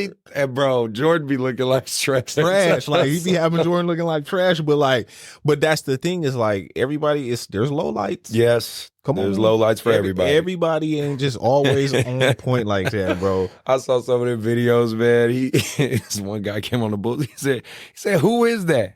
Who is that? It's like these dudes look like they 40 and they 25. I was like, bro, that's hilarious. Nah, they're so funny because it is this whole, you know, the young guys and us, the old heads, you know, talking. It's hilarious watching this little culture war right now. And it's like, Cats gonna always think their era man. was better. I mean, you can cats from 1940, bro, right? feel like they got the best era, and you'll look at something from 1940, like, what is that? What? Exactly. And I was watching this one YouTuber. I like he does basketball analytics. He's a real good analytics guy, but you could tell he's really does these well thought out videos. So he made a video responding kind of all this and stuff. It was so good. It's called JX High Roller is his name. I suggest you all look that guy up. But yeah, he did a great breakdown of like, he even illustrated like, so what he showed to kind of illustrate it, he said greats from different eras did play in different eras and still had success, which could logically conclude that they could, like, for instance, Washington Wizards, Michael Jordan. Yeah. Like, he wasn't, 90s Chicago Bulls Michael Jordan, but he still was effective. He still was successful. Then you go then they use Kobe Bryant as an example, number 8 Froby, right into the new Kobe for the early 2000s, things like that. So they're like, we have seen players transition into new eras and still find success, right? And obviously LeBron being the hugest case in point, right? So that's I just found that point interesting. I think what I will say, JJ Redick had said it on his podcast, what I would like to see as far as rule changes in the NBA, and maybe you could tell me what you would think too, is I want them to take away the defense of 3 seconds. I think, back in the day when you had the Shaquille O'Neals that could just plant in there, the big 7-foot guys that were there just to hack you if you made it to the basket. Yeah, they had to make that to kind of get the lanes attacking. But because the game is so skilled and pretty much, everyone has to have the capability of shooting the 3, and you have to be so spaced out. I think what'll help, because this is the biggest complaint looking from the media side, critically thinking, is everyone's like, you can't play defense anymore. You can't hand check. You can't touch them. It's so offensive centric. You look at the All-Star game, 200 something point, it's like, no, you can't, you're not even in games, you're not even really allowed to play defense anymore till really, let's say, the playoffs where they let it get a little more physical. So JJ said, why don't we take back the 3 seconds in the key? Right? What do you think that would be a good idea or a bad idea? I think it would help. Like, I think it would help challenge the offensive players, just to give defense, a chance again. Give them an opportunity. I would like to see. The defense at 3 seconds is something that if you wanted to keep it, I would want to see the hand check again. Yeah, you know what I mean? Yeah. Because it offensively, you still would have the ability to get your stuff off. You just got to be a little more physical. Yeah, you know what I mean? You got to know how to create space a little better. You got to know how to hold your line and pound that dribble, being low, which a lot of these players, kids struggle with doing. Yeah, I think that right there would change a lot. You know what I mean? Because even with that whole, you coming off the pick and boom, you instantly stop to pull up the 3. Yeah. Guy.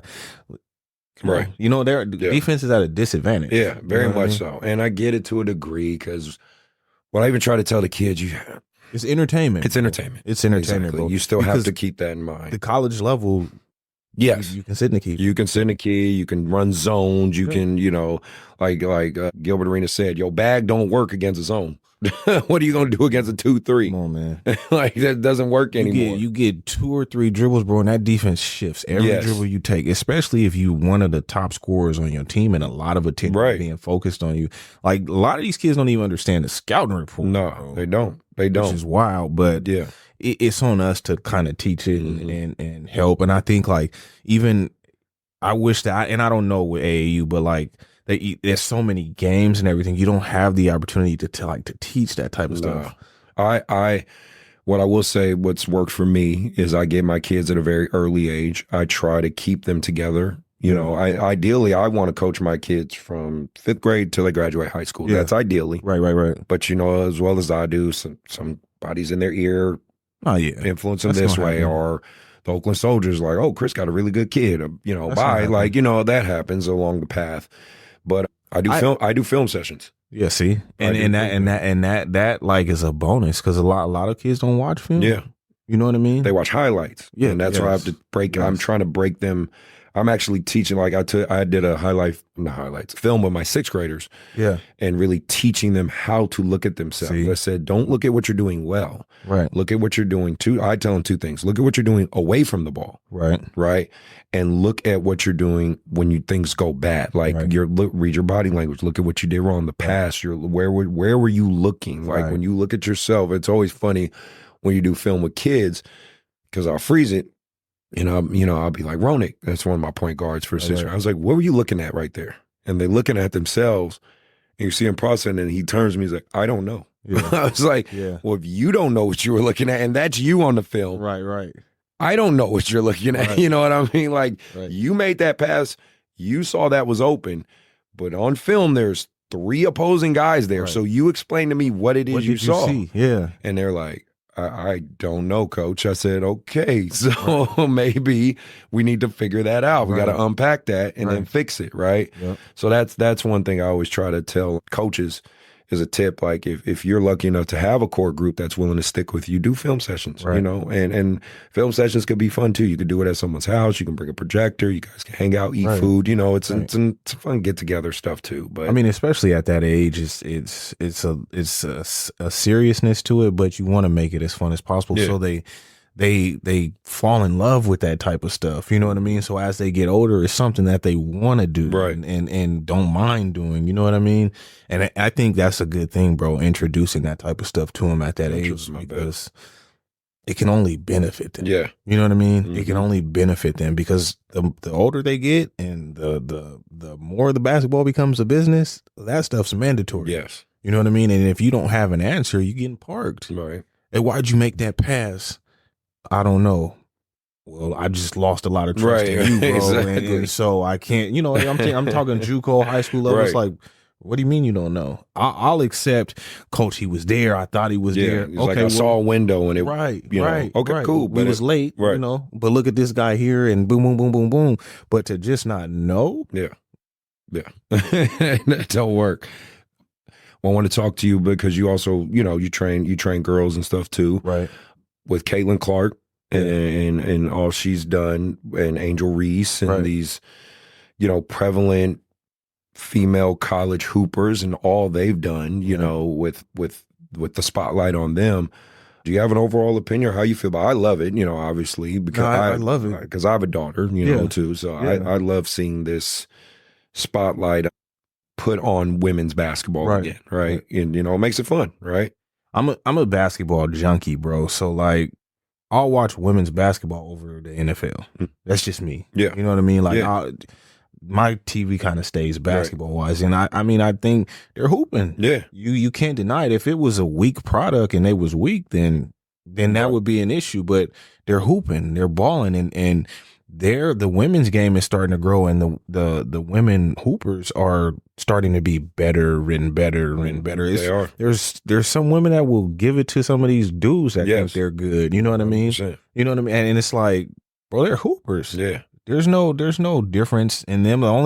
The difference that I see from the women that I train and the guys that I train, Mhm.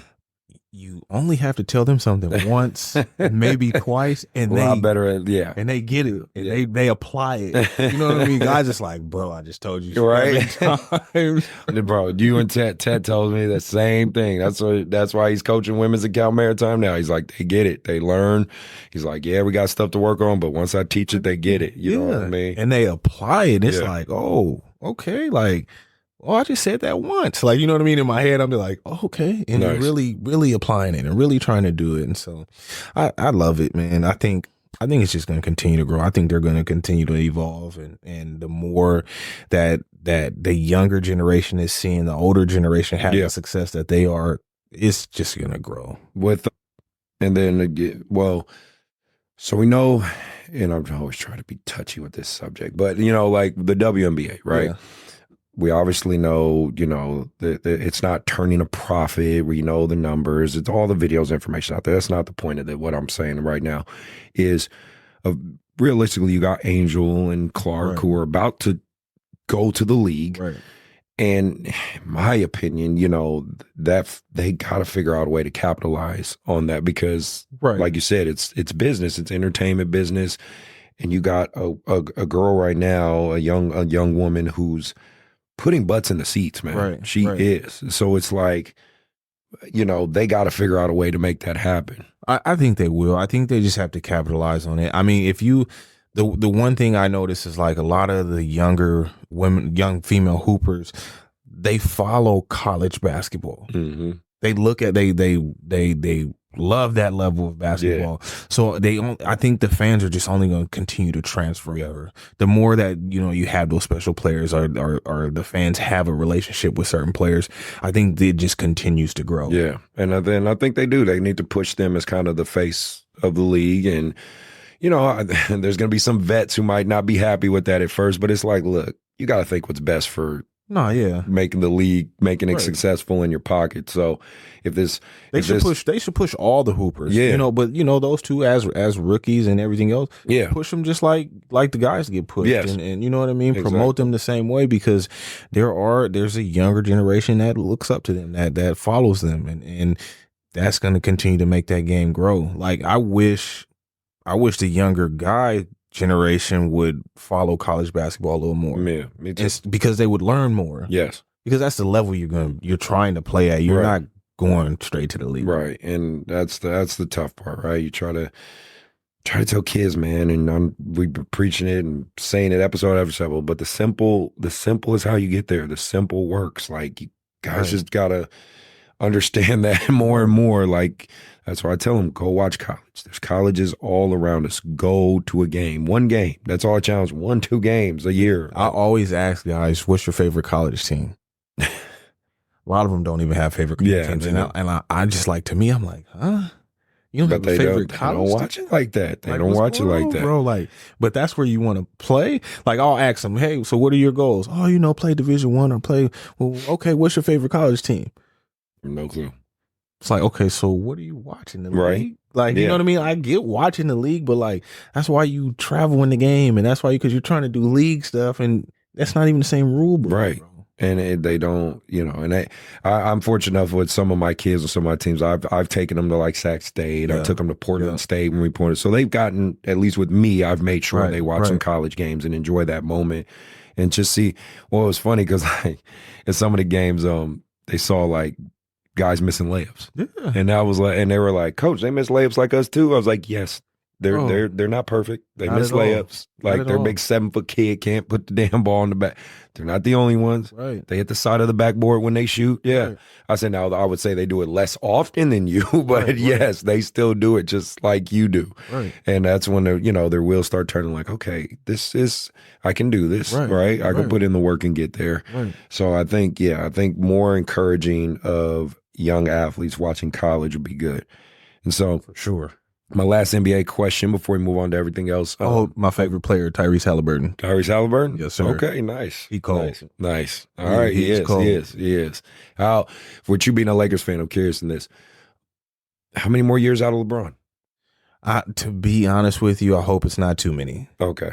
I feel like he's still producing. Everything else, but like, 2 max, please. Like, and I say that like love is love. Right. I love you, brother. Like, you know what I mean? I love everything you're doing for our team and everything else. But like, he's getting to that point. Yeah. Because guys they really don't even like D'Lo, for instance. Yeah.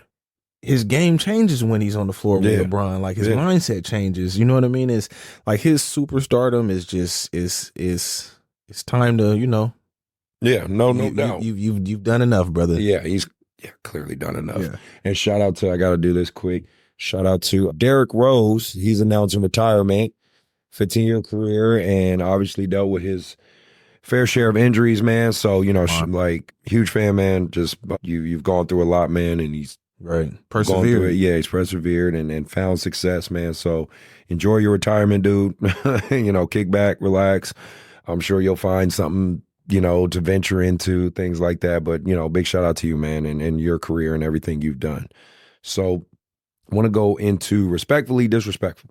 Okay. And this is the part of the show where we talk a little bit of the controversial hot topics and things going on right now. Like I said, the biggest thing that I'm noticing, well, let's start off with officials. right? They're not perfect. I've literally had officials on the show. A lot of officials. I try to get their side of it. I saw that. But yeah, it's been some tough weeks, and especially like the big controversial one with the high school team. I wish I could remember the name right now, but they got the shot off for that game winner, and the ref came over and waved it off. I think the other two refs said it was good, but he waved it off, and he was the lead official, and yeah, people were very upset about that. I'm just, what's your take with some of the officiating going on, man? Man, I understand we're humans. Everyone's a human, right. So nobody's perfect at all. But some of this stuff be like, no. Even in the NBA, man. Even in the league, it's like, nah. Like the good thing about the league is like they have replay. They have that last 2-minute report where you get your flaws and stuff pointed out. Right. I'm pretty sure they have some type of reprimand or something like that. But like, man, I think especially since the pandemic, like, bro, it's been on a decline. Yeah. Like, I'll go watch high school games and I'll see stuff and be like, there's no word. Like, whoa. Like, well, they're so short on officials because that, like, if you go to a lot of varsity games, there's only two-person crews. Usually every varsity game had 3, but they're running short on officials. You know what I mean? And I know it's a tough gig. I know it's a tough job. I'm not taking away from I encourage a lot of these younger, people will always ask me, and I'm sure maybe you get this question too, especially the younger guys that want to get into training or coaching or whatever, like, how do I make money, coach, or, how do I get a facility, or how do I get clients? I say, if you really want to make money in basketball, become an official. Yeah. Because you will always have work. Yeah. I promise you that. I said, you can train on the side, you can coach on the side, but they will always need officials. Right. You know what I'm saying? Because there's some guys that are out there that's like, bro, you can't even make it down the court. Yeah. Yeah. This might be that time. Like, you know what I mean? But he's still working. Right. Like, he's still, officiating's tough. Like, I get it, but some stuff just is like what were you looking at? Like, come on, bro. Like, I'm not even a disrespectful guy, but some stuff makes you want to just say some disrespectful stuff, like, because you're disrespecting us. Right. You what? No, I know exactly what you mean, man. Bro. And then sometimes your emotions get the best of you. Like, as an assistant, I don't get into all that. Yeah, that's on our head and all that. Right. But man, bro, I'm kind of demonstrative on the bench. Like, it's my emotions, or I'll be like, or stomping my feet and stuff. And there have been times I've been like, oh, come on, man. I know exactly what you mean. Yeah, it's gonna be. We'll see. I mean, it can only get better, right? I mean, you can hope that it only gets better. I don't think every single official is bad, but man, it's tough. It for sure is tough, bro. So, and then on the flip side of it, some of the kids and the disrespect, like, I'll tell you something that's kind of annoying me now, is these troll teams. I don't know if you know that concept with the AAU stuff. Yeah, it makes it, for me, like a person who's kind of like sees more cons than pros in the AAU, it's like, for me, if I wanted to like be that guy, I can be like, that right there. That's like, a con. It's a complete joke. Right. AAU's a complete joke. I mean, I don't never want to knock anybody if you getting money off, whatever. I never want to knock someone's hustle, but it's like, but if the other team's not in on the joke, you know what I mean? Like, you're going, parents are spending their money. Coaches are hoping to have, a good formidable teams. Like, you want to do strategy, you want to work on things, win or lose. Like, I know I want to. It's about development, right? And then I see a bunch of, like, there's a team this weekend that played Jay's team, my 16U Rise team. They called themselves Bow Bag Elite. Yeah. Right. Off of the kid I coached, Derek, who's a rapper, DB Bow Bag. Right. And he had no knowledge of this thing even existing. Right. And they had T-shirts, they're talking mess, they have their cameras, trying to make fun for YouTube content, all this stuff. They ended up losing. But it was just such a, like, it makes it a joke. Yeah, man. Like, for real basketball enthusiasts and people that love the game and people that take it serious, like, you know what I mean? It's it makes it a mockery. Yeah. Bro, it's ammunition for people to kind of, justify calling it a joke or calling it a waste of time. Yeah. And it may hurt real programs that are really out here trying to do real things. And why'd you sign us up for this tournament? And but it's like, I had no idea about this. No, they don't. Like, do you think it's a cultural thing, man? Because like, I don't think you'll see this in baseball. I don't think you'll see this in volleyball. Do you think it's just kind of, I don't want to say a black cultural thing because I don't think it's a racial thing, but I think basketball culture. I just think sometimes our where it intersects is the entertainment aspect, right, and the basketball aspect. Yeah, you know, it's a basketball thing. I think it's a basketball thing. I definitely you can't you do that in football, you might lose your life. Yeah, because of the violence of the game or how violent the game is. Yeah, but I think it's just because.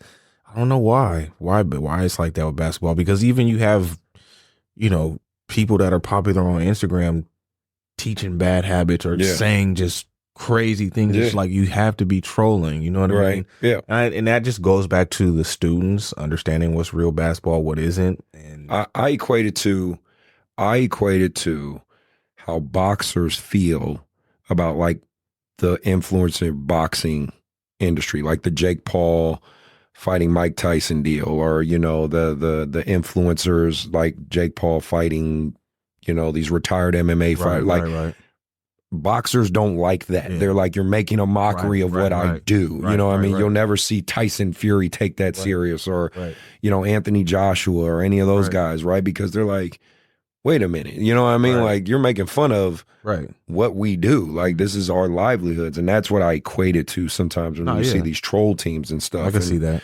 And I don't mind the fun of it because I think both sides should be in on the joke. Yeah. That's all I'm saying. Let us know. Let us know. Like, and you never want to hate on. I don't want to come off like I'm hating on whoever. No. But it's like, come on, man. No, and there's some kids I love that like I just saw I did my live with Deshaun, and Drifty J has made a great success doing this. Marcellus Perry, all these Sacramento kids who out here being successful, getting their bag and just doing great things for the culture. But I've told Jay, I said, man, you gotta find a balance between that, man. Don't do it too much. You know what I mean? Do a little bit every now and then. That's good, but don't get too heavy into that, because there are some people that really take this seriously, man. And I don't want you to piss them off, right? So, and he's a good kid. He hears it. I know who he is. Yeah. He's solid, man. But like, and then a couple more things I was thinking about. So the taunting, the crazy taunts, and that these kids are doing nowadays, the kind of outlandish stuff, you always talk mess to a degree, but I feel like it's really getting on that, like. Right.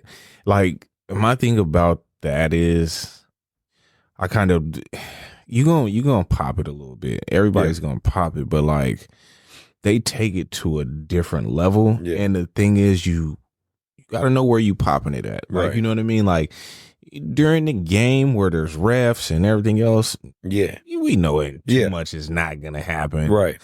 But I'm seeing them at local gyms, and it's like, hey, like, you got to be careful with all that, man. Because you talking to some grown men, you saying the kind of wrong stuff and the wrong words, you're all in their face with your fist balled up. Like, you got to kind of relax, right? I done seen a few dudes get knocked out doing that the wrong way. And it's like, bro, like, you did it. Yeah. Like, you know what I mean? Like, you did all that for whatever reason you felt. And like, I feel like the league, again, because that's what a lot of people watch and where they get it from, is like, the league has to do better, in my opinion, with that too. Because like, you hear them, like, you'll listen to certain podcasts, and I can't remember who said it, but ain't nobody gonna fight. Yeah. You know what I mean? And so they'll get in each other's face and go head to head. Right, and but there's no one's taking this. And nobody's doing that. Yeah. But these kids are doing that in the local gyms and stuff. And they're not realizing the dude they talking to really is about that life. Right. Like, and it's like, and nobody's finna break it up. No, like, you know what I mean? Like you wanted this. Right. And then you're looking like, I've seen it. And it's like, and they look like it, like shocked, like, oh my gosh, he punched me. It's like, bro, you got in that man's face and pushed him. Yeah, started like, doing all that extra shit. Like what do you think was gonna happen? I don't know. Yeah, and he said it's perpetuated a lot by social media and all that stuff. I think, I don't know, sometimes, what did Mike Tyson say? He said the internet allowed like people to speak without getting punched in the face. Like, shit, sometimes I'm sorry, a punch in the face might wake somebody up. You know what I mean? But yeah, my message to you kids, be careful who you talking to. I mean, for real. And especially using certain words like certain words you don't call grown men. Yeah. And I don't think sometimes they remember that. Right. Like, you know, I said, young, we're old young. Keep that in mind. Like, we grown ass men out here. It's certain stuff that's like, you know, it's instantly like, oh, you asked for that one. Exactly, 100%. And then, you know, in the games, like I would for sure say with the recent, you know, fights, well, I shouldn't say fights, shoves, altercations, I guess it's the best word, the altercations, like the last one with LSU and why am I not thinking of the team? You know, the big South Carolina? Yes, there you go. And the dude that jumped on the court and all that stuff, I'm like, whoa. I think his emotions got the best of him. And he was tweaking for real. But I mean, the whole the interchange with the players, and that's part of that's I mean, we've been there. Right. You know what I mean? Like the emotions running high and that stuff happens. You know what I mean? It's like it shouldn't happen too often. Right. Hopefully it doesn't happen more often than it has. But like, hey man, like I've been involved in shoving matches of course, and you know, when pushing and things like that. Yeah, that's the like, competitor, and that's you know, shoves and some people, you know, it happens. That's part of the game, bro. Right. But the whole jumping over the scores table, that's what really caught me. It's like there's enough people there. Yeah, you gotta control out. your emotions. Like you gotta chill out with that. I think he got arrested too. And I'm like, hey, which I don't think he should have. You know, make sure he doesn't come to any more. You can't come to any more NC2A tournament games and all that. But they said he pushed. I'm like, I watched the video a few times. I didn't see that either. I didn't see that either. For sure, seen him hop over. Yeah. And then he looked at old girl and was like, oh.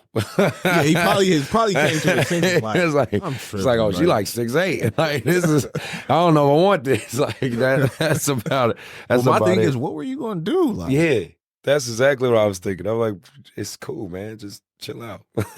Emotions run high. Probably little sister. You know what I mean? But it's like, nah, bro. You was kind of you was tweaking. Like so, and more speaking in the Sacramento AAU culture, because I'm curious your take on this and just basketball culture in general. Like, I'm really an advocate of trying to get something established out here, and in terms of like a truly sponsored shooter like JBS, right? That's what I talked about with Sean when Sean was on the show. I don't know if it's going to happen again. I know PHPS had that years and years ago, but you know, I don't know if we'll ever get to that point. Marcus says it all the time, you know, Kirkland, he's like, man, he said, if Sacramento put their resources together and everyone just put their ego aside, we can get a team of like 10 strong guys and go out there and do it. Do you ever think something like that would happen? I'm pessimistic. I don't know if something like that will ever happen, but I think it can. You just have to build it with the right people. Yeah. You have to build it with the right people. You can't build it with everyone. Like, even using JBS as an example, he only let certain people in. Yeah.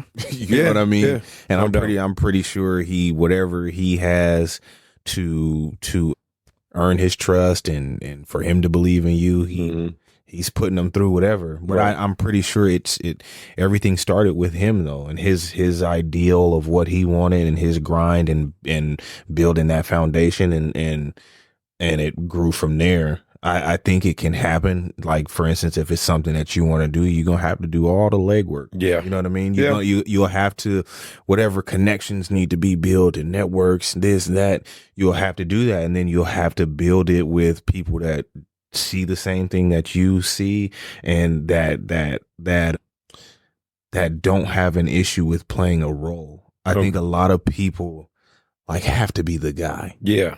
Yeah, you know what I mean? That's what they all want. Have to be the guy or bring this much to the table, but want this. Yeah, it's like nah, like they're like they take the term role player with a negative connotation. Like I'm an assistant coach. I'm a player development coach. Like, at the end of the day, John's word is what we go to. I'm a professional suggestion giver.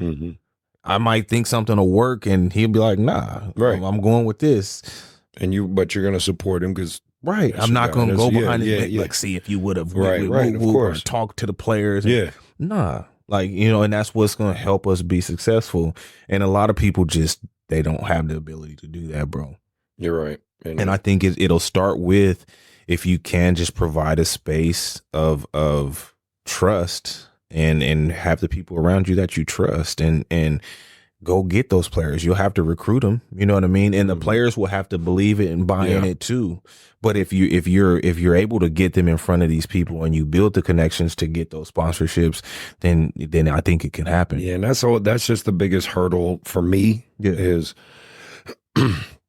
you got to be able to finance all this, right? You got to be able to pay for the kids' flights, pay for the hotels and all that. And that super talented kids' parents don't want to pay. No, they don't, it. And that's the tough part, right? That's the challenge I have to figure out one day is, could I get to a position where I have some fundraisers in place, some donors in place, some sponsorship in place to where I could say, okay, I have 30 spots that are completely free, right? For, 15U, 16U, 17U. I need 10 kids per spot. It's all free. Give me the best kids in our area. We don't even have to go all the way to the Bay or Fairfield or anything. Just Sacramento, Elk Grove, all the way here to Rockland. Right. Give me the best 10 guys, and let's go out there and kill it on the Adidas circuit and kill it so much that they have to go, you know what? This guy's doing something. You know what I mean? Like, and I don't, that's my master plan one day, but I don't know if we'll ever get there. That's why I was just curious your thoughts, because you're someone that's tapped into the. It could happen. It could happen. It's just, you'll definitely have to find the right people. Like I don't understand why it hasn't already happened. Like, when I sit back again, I'm not involved in it, but I'm like, I do question, like, okay, why isn't there just like one or two? There's just a lot of talent out here. Yeah. So why isn't there just like I'll say like a Compton Magic, or why is that? But it's like, there's so many politics and so many different gatekeepers. And everybody wants to be attached to it. Everybody wants to have their name on it. Like, I pride myself on being able to work with programs. So last year I worked with Ryan with touch shooting. This year I'm working with Timo in the lab. And, but again, I have relationships with those guys, right? Me and Timo play college ball together, right? So that's how we were able, I know him. So but it's like, it's hard for me to be able to go to, let's say, because I'm looked at, I guess, as a bigger program, for me to go to a smaller program and say, hey, I'd like to work with you and stuff. Because then they just look at, their defenses are up. They're just like, oh, you're just trying to take my kids. You're just trying to, and it's like, well, I experienced, like, when you're a threat, bro, you have like you can be good enough to, so good or and honest and genuine that you're a threat. Right.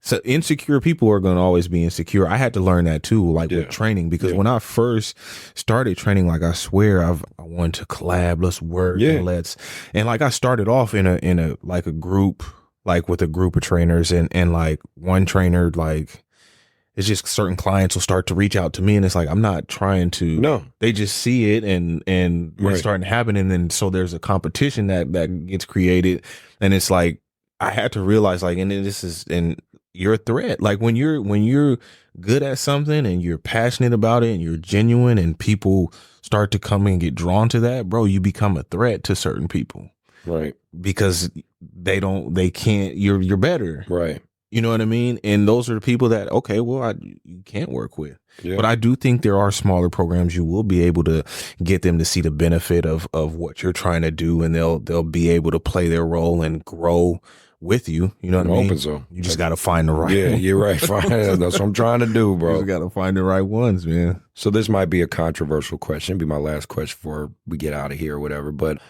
if you have any thoughts on it, what do you think about, like, this reclassing pandemic? I think it's weak. Yeah. I think I'm just being honest, and I'm not like, if I know you and you've reclassified or something like that. And no knock on it, because I've said this on the show numerous times. I don't have a problem with reclassing as a whole. I think it's a case-by-case basis. Right. And sometimes it's needed. But I do have a problem when you're using it as a genetic advantage against younger guys. Because, like, in high school, it's varsity. I mean, if you're a 15-year-old on varsity, 16-year-old on varsity, 17, 18-year-old on varsity, that's it. But to sit here and to sit here and be very disingenuous, and this is what pisses me off with certain AAU coaches, and so this is the disingenuous side. They'll be like, there's no difference between a 13-year-old and an 11-year-old. Like, come on, man. The genetic bodies are so different. You can give me the most advanced 11-year-old. Right. I can find an average 13 or 14-year-old that can match that pretty easily. Right. You know what I'm saying? And that's where I get pissed off. That's where I say it's weak. Like, I mean, if your circumstance is like, okay, your birthday's later and you're still in that age group. Yeah. I get it. You know what I mean? 100%. But like when you're 16 playing 14 and you know what I mean? There's 16-year-olds can now be in the 8th grade. Yeah, that's weak. Like I don't, there's no, like that's weak to me. Like, because you're as a hooper, like you should want to compete with your age group or higher. Right. Like that's that's competition, that's to compete. But to say me at 16 and I'm okay, like, first of all, bro, you're 16. What do you want to be at a middle school campus? Right. Like, what do Don't you you feel some sort of embarrassment? Right, Nothing? Like basketball, like, and there comes a point where you're not going to have that advantage because you're going to have to play at your age. So to me, it's weak. Like I don't give, if you're 2 years more and you're playing lower, bro, you're not that good to me. Right. Like I had to learn that, like, again, because I've only the last 5 years been back in this realm. So I'd see a kid and be like, oh, he cold. And then somebody be like, yeah, he such and such age and it's 14s, and then like instantly my mind just be like, oh well, he's not that good. You're right. And like he's not right. He's not that good. Because if you're 14 years old in the 6th grade and you're dominating, it's like they're 12. You should be dominating. Should be. And like that's not an accomplishment. Right. Not at all. And like for the people that support that, like that's just weak. That to me, there's no way around it. It's weak. Now, if that's the case, if they're not ready, play your age and then take that prep year, take that redshirt year. Right.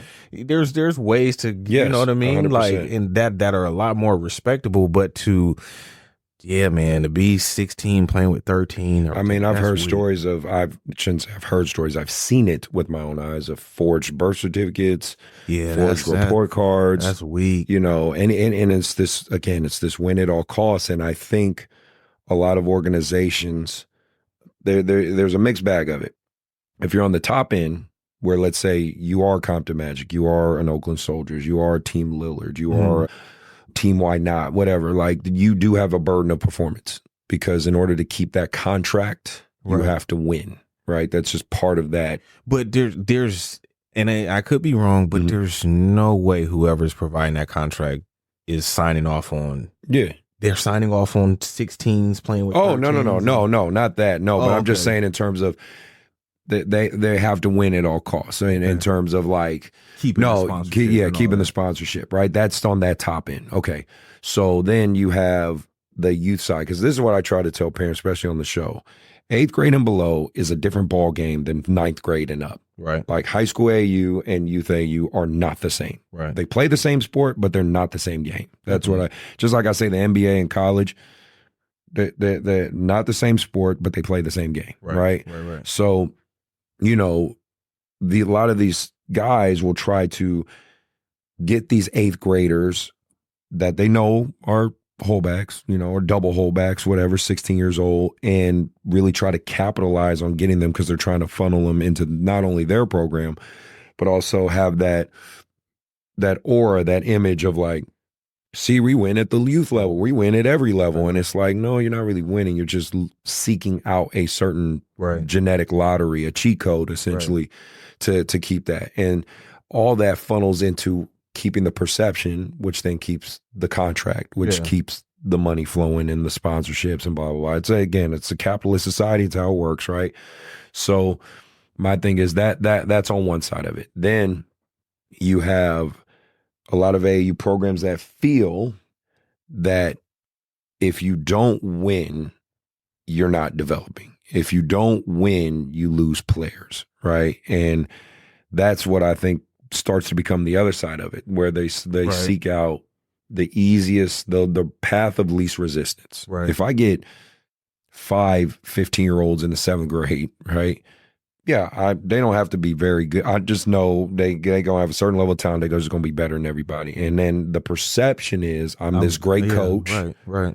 We're winning, and that gravitates more business to me. Right. Because of the winning. Oh, they must be developing because they're winning. Right. So I think with those unfortunately motivating factors, that's what's created this push to win at all costs. Right. Yeah, I mean, it goes back to what you're in it for. Yeah. You know what I mean? Like, you can't, that stuff is going to take place, but like, no real ones respecting that. Like, you know what I mean? And it's like, okay, hey, get your money, get your sponsorships, and get your notoriety as a coach, right? Because that's what you're in it for. Right. But like, eventually that kid is going to get the short end of the stick. Yep. So what happens when that 15-year-old doesn't pan out to be anything? So now they didn't pan out to be anything, and on top of that, they cheated. So what life lessons are we teaching them? What are we setting them up for? You know what I mean? But you probably don't care because they're gone. Yep. And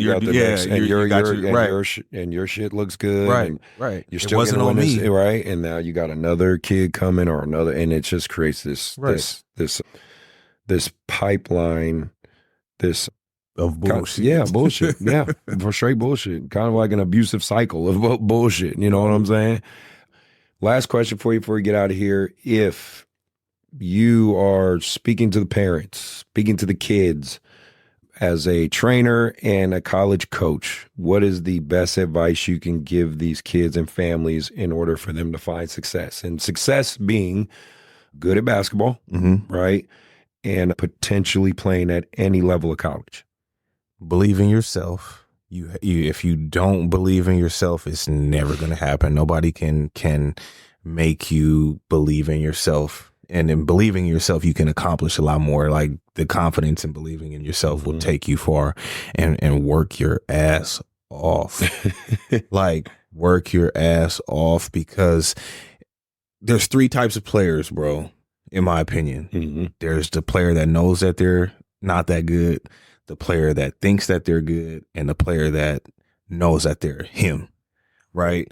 The player that knows that they're not that good, they're putting in a ton of work to get better. The players who a lot of these guys are that think they're good, they're half-assing, they're not working hard. Right. They're going to plateau. And then the guy who knows he's him, he's going to continue to put in a ton of work to maintain his status and to maintain his dominance. And the key factor is the hard work. The hard work, the dedication. Like, somebody might be better than you right now in the 9th grade. That doesn't mean they'll be better than you in the 12th grade if you're outworking them. 100%. And that relates to life as well. Work hard in the classroom. Don't just get C's just because, okay, I can play with a 2.0 or a 2.5. Nah, get that 3.5, get that 3.8, shoot for that 4.2, because that'll translate and open up more doors for you later on in life. Agree. You may get a scholarship offer, but can you accept that scholarship offer? That's what a lot of guys don't understand. It's like, okay, you may have the talent, but can you accept that? Will admissions let you into that school with that GPA? And we know some talented kids that, unfortunately, grades is their biggest hurdle. Work hard, man. Push your kids to work hard, man. I mean, don't be. I wouldn't be like super obsessive and Joe Jackson. You know what I mean? I wouldn't be like that. But like, bro, don't make no shortcuts for them. Don't give them opportunities to duck smoke and duck the hard work. Oh well, he played 5 games. He's sore. Like, man, what do you think these dudes that the goal that you have to play? They travel, play 82 games. Yeah. No, 100%. It's hard work, and you may not make it there. You may not get the Division I scholarship. You may not get the D2, D3. You'll maximize your potential though, and what's for you is for you. But it ain't gonna happen without hard work, right? And you'll be one of those guys that we all know, man. If I would have, if he would have listened to this, would have done that. Yep. Or it's always somebody else's fault. Oh, the coach didn't like me. This coach was tripping. They won't let me play my game. Like there's. Meanwhile, all you doing is practicing. Right. No. Come on, bro. No. Well, I appreciate you being here. Yes, sir. And again, for those, if you have made it to the end of the episode, you're a real one. And again, links for My man's here, Seals Drills. Bernard Seals will be there. In the links, I'll have his IG and his website. So make sure to get you guys that information. Shout out to all the kids playing AAU this past weekend. I know high school AAU started. I know the high school AAU transfer portal's open right now. So everybody's going to be bouncing everywhere. And shout out to my guys at Team Rise. We won all our games this weekend. It's a great start. We're still in like tryout mode. So by April, we'll be kicking off. Did you have anybody or anything you wanted to? Man, shout out to the Hoopers, man. Shout out to all the Hoopers. Shout out to the kids and that want to get better, perfect their craft. Shout out to y'all, man. Keep this basketball culture going and see you at the top. All right, man. So, again, appreciate you. Please hit that like and subscribe. Always appreciate that help. Do that HBO special, help a brother out. Other than that, everybody be safe. Keep hooping. Keep loving the game. Keep living the game. And we are out.